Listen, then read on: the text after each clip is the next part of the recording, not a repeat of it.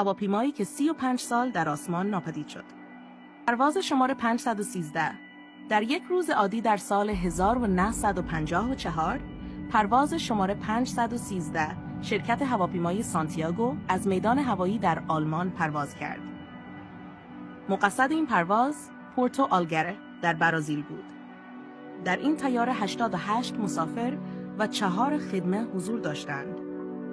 طیاره به آرامی از زمین برخاست و در آسمان بلند شد، اما پس از مدتی ناگهان رادارها هیچ سیگنالی از آن دریافت نکردند. هیچ خبری از پرواز 513 نشد. نه پیامی، نه درخواست کمکی و نه هم نشانه‌ای از سقوط طیاره. گویا که در هوا ناپدید شده باشد.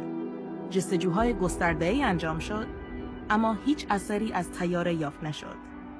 در نهایت مقامات اعلام کردند که پرواز 513 برای همیشه گم شده است. اما این پایان داستان نبود. 35 سال بعد یک بازگشت ناممکن.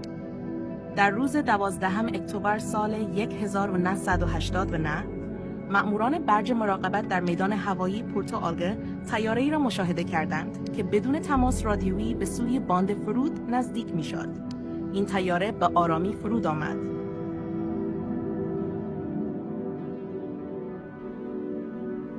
اما وقتی مأموران میدان هوایی به آن نزدیک شدند، باور نکردنی ترین چیز را دیدند.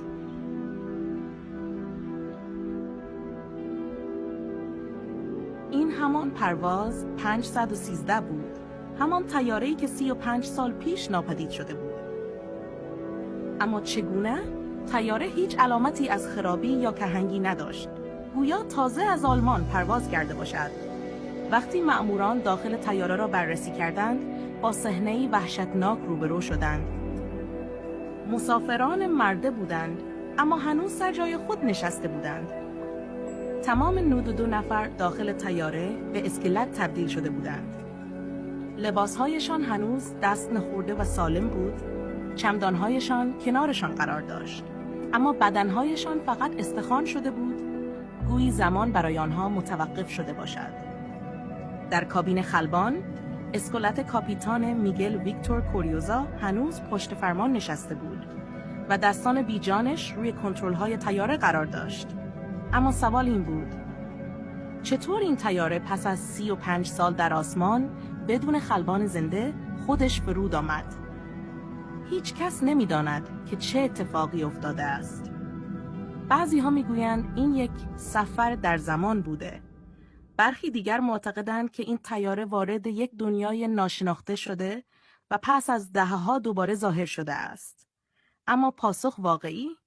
هیچ کس هرگز نفهمید و شاید هیچ وقت هم نفهمد. آیا این فقط یک افسانه است؟ یا واقعاً پرواز 513 قربانی یک پدیده ناشناخته شده؟